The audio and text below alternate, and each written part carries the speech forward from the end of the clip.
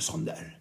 Salut les groupies, c'est votre cowboy qui vient vous présenter sa 281e chronique qui s'appelle cette semaine « Le roseau plie mais ne rompt pas ». Je la commence avec une citation d'Abraham Lincoln qui disait « Gardez toujours à l'esprit que votre propre décision de réussir est plus importante que n'importe quoi d'autre ». Alors oui, votre cowboy est de retour pour sa 281e chronique après En avant Guingamp ASS. Bon bah les gars, c'est officiel. Jusqu'au bout, je vais suer comme un porte-cierge un soir de Noël. Comme vous tous, j'imagine, j'avais rêvé d'une victoire en terre bretonne, et à un moment on y était presque d'ailleurs, doublée d'une défaite du SCO, histoire d'aborder Rodez vendredi avec un sourire de miraculé lourdais pour ennoblir mon visage. Eh bien, pas de ça, Lisette. Au final, le SCO gagne, et nous, on lâche 2 points en 45 minutes. Et du coup, le fin sourire qui voltigeait sur mon visage comme une blanche mouette dans un ciel d'été, ça c'est pour mon côté poète-poète, s'évacue par la sortie de secours. Entre frustration et contentement du point pris, eh bien rien n'est gagné, mais rien n'est joué. The show must go on. Chapitre 1. La frustration ou le bon point ? Point d'interrogation. Alors comme vous tous, je suppose, j'oscille entre frustration, celle de cette victoire qui nous tendait les bras avec des occasions ratées de 3-0, et d'un autre côté, me contenter du point pris, car vu le scénario de la deuxième mi-temps, je ne suis pas loin de penser que ça aurait aussi pu se terminer avec 0 point. Nous pouvons ainsi dire que nous avons utilisé le joker du nul que nous nous y étions octroyé le week-end dernier. Et maintenant, il n'y a plus de marge, si tant est qu'il n'y en ait jamais réellement eu. Alors, le scénario du film de ce match est aussi simple à comprendre que celui de Bienvenue chez les Ch'tis. Une première mi-temps bien maîtrisée, mais si, mon Oulls, ça arrive vraiment. Dès que tu arrêteras de regarder les matchs en tournant le dos à la pelouse ou à la télé, tu verras. Des Verts portés par un excellent moins fait que la police, face à des Bretons portés par un excellent Lobry One Kenobi, très inspiré, notre ex-blondinette samedi, sans être géniaux, ont imposé le tempo et scoré quand il fallait. Puis un deuxième acte avec un changement complet de décor. Alors bien sûr qu'il y eut ces 2 occasions de prendre le large, mais l'en avant Simone a clairement haussé le rythme. Et ils ont sorti l'Aubry aussi. Et on avait vu que côté vert, il allait y avoir du flottement dans le bas du pantalon. Impossible de répondre à cette hausse de rythme, on y reviendra dans le chapitre 2, les Verts ont reculé, puis craqué, par 2 fois. Au final, je ne suis pas certain que ce score ne reflète pas, au point, comme on dit en boxe, une certaine réalité de ce qui s'est passé sur la pelouse, car je me rappelle quand même ne pas avoir été des plus sereins quand j'ai vu l'affichage de 7 minutes de temps additionnel.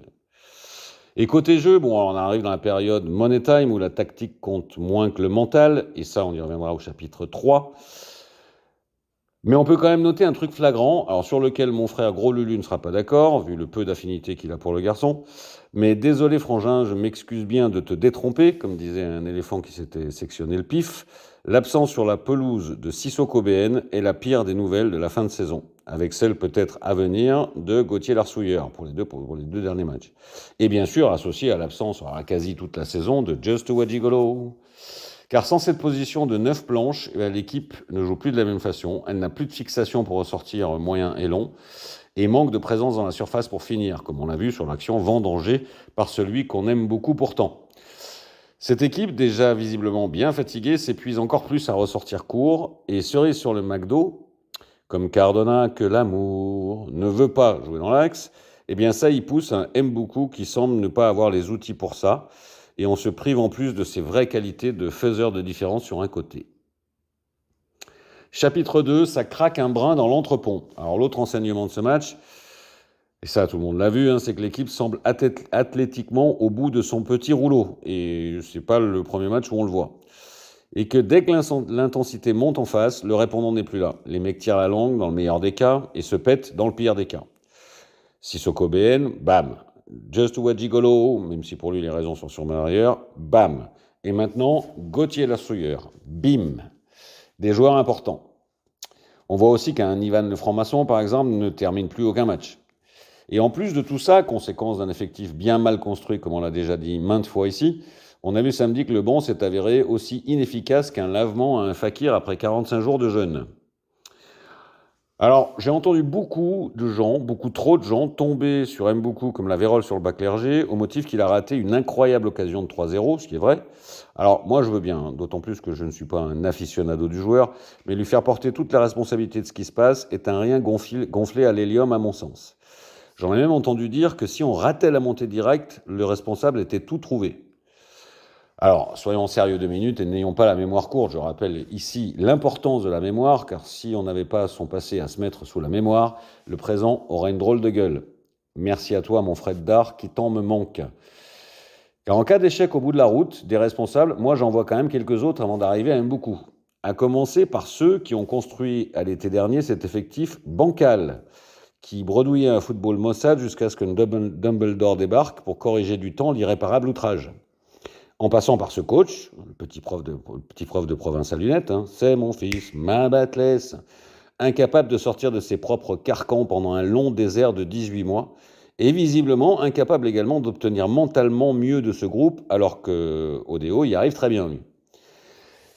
Car ne nous y trompons pas, la situation de la SS à ce jour est un quasi-miracle. Pour paraphraser mon excellent maréchal des logis-chefs, R. Bruyat 91 267 sur X, n'oublions pas que quand on commence sa saison début février au lieu de début août, eh bien après on court après le sablier et peut-être aussi qu'on tire sur la corde athlétique au-delà du raisonnable. Mais maintenant, il ne reste que 2 matchs. Et j'ai dans l'idée que ça se jouera plus au mental, entre les 2 oreilles, qu'entre les 2 pieds. Chapitre 3, quand sonne le temps des braves. Alors évidemment, au fur et à mesure que la fin approche, je sens croître un massif d'inquiétude dans le jardin de vos appréhensions.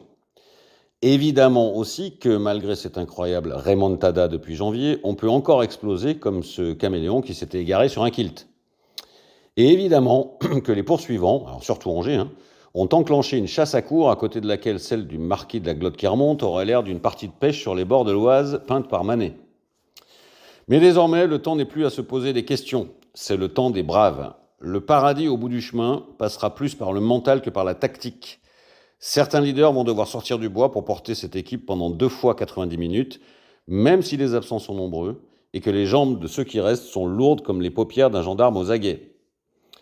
Je l'ai déjà dit, mais je le répéterai toujours, car il y a des clous sur la tête desquels il ne faut pas avoir peur de taper, ça va se jouer au caractère. Cette équipe nous a surpris depuis début 2024 en nous montrant qu'elle en avait, ce dont nous doutions. Et là, je fais toute confiance à mon Joss Randaloglio pour les préparer au combat. Et même, à mon avis, au moment où je vous parle, il doit être déjà en train de s'évertuer, comme tout un régiment de Cosaques dans l'antichambre d'un bordel de campagne, pour préparer ce groupe, malgré les absences et les douleurs, à être d'attaque comme un contre-torpilleur repeint d'ici vendredi. Ce caractère, eh bien, il va être le moment de le montrer et de se montrer aussi sentimental qu'une panoplie de gynécologues. Il n'y a plus longtemps à tenir et il faudra dès l'entame, vendredi, bondir sur le dos des Ruténois comme un jaguar sur le dos d'un phacochère. Ce qui, au passage, et entre nous, représente un sacré bond vu que le phacochère vit en Afrique et le jaguar en Amérique du Sud. Vendredi soir, le chaudron sera plein à craquer, bouillant, prêt à se mettre à mugir comme tous ces féroces soldats de la Marseillaise, et à étinceler de 1000 feux, 1004 feux exactement, mais j'ai arrondi pour donner plus de souplesse à ma phrase. Alors, ne nous décevez pas, les gars. En conclusion, oui, ne nous décevez pas, les gars, car un échec, après l'espoir que vous avez su faire naître au sein du peuple vert, et même si on saurait l'expliquer, voir chapitre 2 ci-dessus, nous rendrait plus morose que le jour où ta femme t'a crié « Plus fort, Sylvain !» alors que tu t'appelles Romain. Comprenne qui pourra.